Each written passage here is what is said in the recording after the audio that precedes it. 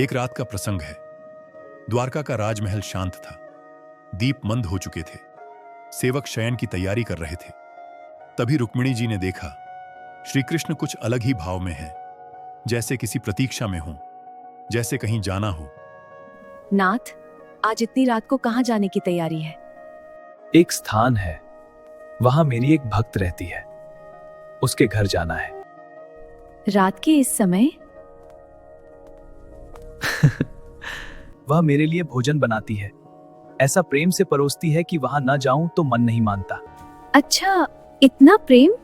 मैं भी चलूंगी। कौन है वह भाग्यशाली? चल सकती हो, पर बीच में बोलना मत, मैं खाऊंगा अकेला। ठीक है, बस देखूंगी। दोनों गुप्त रूप से द्वारका से निकले। एक साधारण से गांव में एक छोटी सी कुटिया थी। वहीं रहती थी जनाबाई।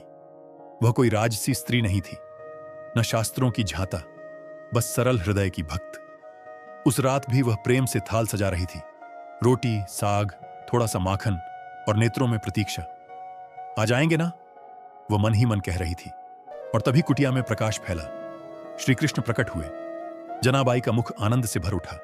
वह घबराई नहीं, डरी नहीं, बस प्रेम से बोली, आ गए विठोबा? कृष्ण बैठ गए।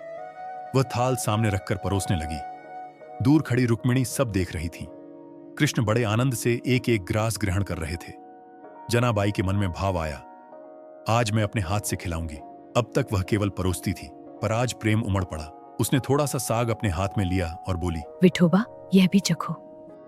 कृष्ण ने बिना सोचे मुख खोल दिया, जैसे उन्हें भी इसी क्षण की प्रतीक्षा हो। जैसे ही जनाबाई ने अपने हाथ से ग्रास कृष्ण के मुख में रखा, क्षण ठहर गया। दोनों की आंखें भर आईं। जनाबाई का हाथ वहीं थम गया, कृष्ण का मुख वहीं स्थिर। वह केवल भोजन नहीं था, वह समर्पण था। दूर खड़ी रुक्मिणी मौन हो गई। उनके नेत्रों में भी आंसू थे। उन्होंने धीरे से कहा, धन्य है यह भक्त। यहाँ न वैभव है न सोना, फिर भी प्रभु राजमहल छोड़कर यहाँ आते हैं। उन्हें समझ आ गया, भगवान को भोजन का स्वाद नहीं, भाव का स्वाद प्रिय है।